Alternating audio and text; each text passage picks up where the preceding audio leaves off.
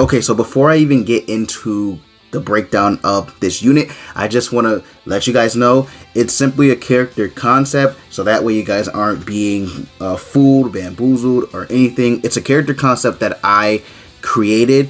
I wasn't sure whether to name him Demon Meliodas or a different type of Meliodas, just because I know in Grand Cross sometimes they like to name the units in a weird way. Like, for example, Blue King on JP, I think his name translated was Small Wings King. So yeah, I'm gonna call him Rampage Meliodas, simply because we didn't know, or we weren't supposed to know, he was a demon at this time. Like, when he went into this form, we weren't supposed to know he was a demon, so they didn't classify him as Demon Meliodas up until the point where it was revealed that he was in fact a demon, right? So again, I'm gonna call this Rampage Meliodas. So yeah, I'll go ahead and just break down this unit and why I made him the way he is. So for starters, we have his name. I named him Emotionless Rampage Meliodas, because obviously his face is supposed to have no emotion, and when the character first was revealed to have this form, I think the author was trying to go for a just completely voidless character who had no emotion, who had no he was blah. He was bland, and he didn't care. He was basically supposed to be destruction, right? So he's wrath. So his main focus was to destroy, which is why I think the author went in the way he did with the design of this stage of Meliodas' demon form, right? So his rarity is SSR that you are, obviously. I went ahead and made him a strength attribute. I did this simply because Meliodas, right? He doesn't have too many cards in the game, surprisingly, even though he's the main character of the series. So he has 3 demon forms in the game currently, and then he has Lost Vein Meliodas, Captain Meliodas, so that's 5 right there. He has the SR variant, and then he has the Halloween one, I believe. So I think that's 7. It could be more, but I believe it's only 7 as of this recording. So if I'm wrong, just let me know in the comments. But yeah, so I went ahead and made him strength because I want him to go ahead and destroy green units. I want him to be like a green unit destroying monster. And I think it'd be pretty nice to have a red variant of Meliodas other than Lost Vein, right? So obviously his race is a demon, you guys know this. And I went ahead and made his substats. So his substats, right? His pierce rate is low, but I thought making his pierce rate high would have been kind of, it wouldn't have made him broken, but him having a high pierce rate, it just would have just been insane. So I went ahead and did 45%. His resistance is high, 64.2%. He's gonna have a lot of resistance. So resistance basically is calculated in a weird way, but basically crits and strong attacks, right? As long as his resistance is high, he'll have somewhat of a tankiness to it, especially when green units attack him. His regeneration is 2%. We don't really care about regeneration. His crit chance is 52.9%. So even though it's pretty high on this character, the chances of him getting a crit are actually really low on his normal skills, because of the fact that you can see right here, his skill 1 only has 1 hit. Right, so his skill 1 only has 1 hit. So it's kind of similar to Zeldris. Zeldris has high crit chance, at least with the blue version. The blue version, he has high crit chance, but he only has 1 hit on his skill. So the chances of you actually getting a crit, they're medium, I would say, in between. It's kind of like a scale. There's a 50-50 chance of you actually not getting a crit and actually landing one. So his crit damage is 171%, pretty low, but you'll see why I made it that low. His crit resistance is 33.1%, and his crit defense is 21%. So he is going to get bombarded with crits. So he doesn't have, he doesn't have the best crit, defense and resistance, but, he'll still have some sort of tankiness when it comes down to just overall hits. I didn't do his stats because I didn't think it was really that important, but I mean, I would say he would probably have somewhere between like maybe 4,360 at max stats and all, and probably somewhere around 59k health, so give or take. So he'll be pretty good and tankiness. So his recovery rate is 39% and his lifesteal is 19%. So, I mean, overall, his substats are okay. They're not anything stand-outish, I don't think. I didn't want to make him too crazy because I actually was working on him before Fairy King dropped. So, yeah, I didn't want to make him too crazy. But let's go ahead and get into his skills, right? So, his skill 1 is the Darkness Palm Crush. So, this only has one hit, like I stated before. It only has one singular hit, and it is a weak point card. It has weakness on it. So at rank 1, you know, it inflicts 120% of attack on one enemy, 180%, and then 300%. This is actually Jericho's card. Jericho, as you guys know, is an insane unit when it comes down to crits, and especially because she has weakness on her skill 1. He's sort of similar to her actually, because he has high crit chance and he only has one hit on his skill 1, so he's kind of similar to her in regards to the weak point damage. So he's basically like a red version of Jericho. I don't know if that's good or bad. I think he can be used in Guild Boss if he were to, you know, if he were an actual card. He'd be useful in Guild Boss. He'd be useful probably like in PvP in a certain buff like PvP rule. Overall though, weak point on him would be deadly, because he can pretty much just not one shot, but he can do pretty good damage. He can do pretty good damage, especially since his crit damage is 171%. So his skill 2 is the Demon Anguish. So this combo is 2. So he has 2 hits on this one, and this is basically Green Valenti's skill, where she has the attack related stats decrease debuff. So, okay, rank 1, 120%, rank 2, 120%, but then decreases attack related stats by 20% for 2 turns.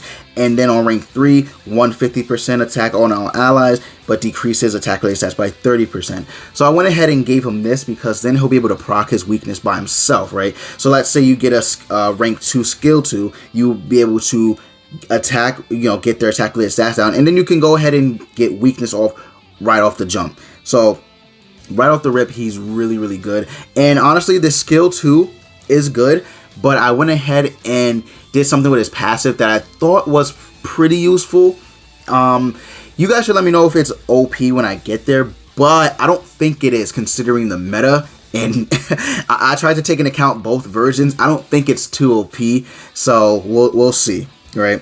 So his ultimate is Devil's Assault, and this has spike damage. If you guys don't know, spike damage increases the crit damage by 2 times. So he'll be doing crazy damage when he gets off his ultimate if he gets a crit. So this is actually Blue Easton, right? Blue Easton or Green Easton, whatever, they have this skill, or this ultimate skill, right, which increases their crit damage. So you guys know if Easton gets a crit on her ultimate, she's insane. She's insane. She's bonkers.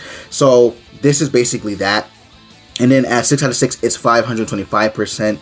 Yeah, he's pretty good in my personal opinion. He's not like anything top tier. If I had to rank him, I'd probably put him, actually, you know what? Let me do that now. I'd put him, if I had to do a tier, I would put him somewhere either in the S or the A or S class, somewhere around there. Yeah. So he'd be somewhere in between there. I don't think he'd be less than A, simply because you can use him in other forms of content. I didn't want to just make him basically like a PvP character. I wanted to try and make him a mixture, but maybe his passive is more towards PvP. So I went over his ultimate. Now his passive. So his passive or slash unique disables buff and debuff skills when the hero has 4 or less ultimate move gauge. So this means, so if you know Blue Demon Meliodas, right? He has that he can't be attack disabled when he's under, where he's 4 or under ultimate gauge or whatever, right? So this is kind of similar. When he has 4 or less ultimate move gauge orbs, he disables the opponent's buff and debuff skills. So so it's really interesting, right? That I would make this his passive. So here's the thing that I was debating too. I was debating whether I should do this for for the ally team and enemy team, but I think if I did that, he'd be borderline garbage. So yeah, I went ahead and just made it that he disables buff and debuff skills for the enemy team. I didn't put that in there. I'll add that in there later. But yeah, so he disables buff and debuff skills when he only has 4 or less ultimate move gauge orbs. So you guys already know that that's pretty much PvP right now.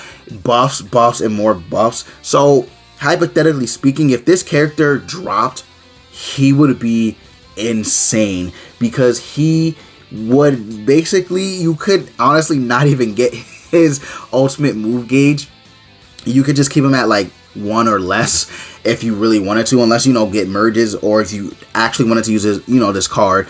But that means Galther, that means Easton, that means who else has a debuff that's really prevalent? Akio right now with his ignitions, I believe.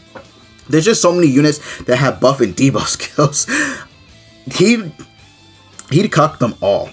He literally cucked them all. There would be no chance that because they can't be canceled. So you gotta remember, it cannot be canceled. The only thing that's a real, like, I would say the only thing that's a real detriment towards his character are the blue units that are out. Because if, let's say Goddess Elizabeth, you know, it's weird, right? Let's say if Goddess Elizabeth fights this unit, she won't do damage on him, but she will do, she's just annoying, right? And Blue King too. Blue King has an attack skill and a debuff skill, and then his ultimate. So, I mean, there are ways to counter this unit, obviously. And the thing about it is he's just, I don't know, he's just such a weird unit. I think, honestly, if he were to actually be in the game, he would have like pretty prevalent use, because his passive would just cuck everyone. So let's say you fight Green Easton. Green Easton won't be able to proc her weakness because she can't use her you know, her debuff, and she won't really be able to do damage because there's no way she would be able to proc it, because you know, he's cucking you with the buff and debuff disable. And since it can't be canceled, you can't use Blue King to clear it. You can't use Elizabeth to clear it. You can't do anything to clear it. So you're pretty much stuck using attack skills. So if he came out, you would have to build the team around like his passive, because you need to use attack skills to, you know, basically do damage. So I mean, yeah, honestly, there wouldn't be too many counters to this unit.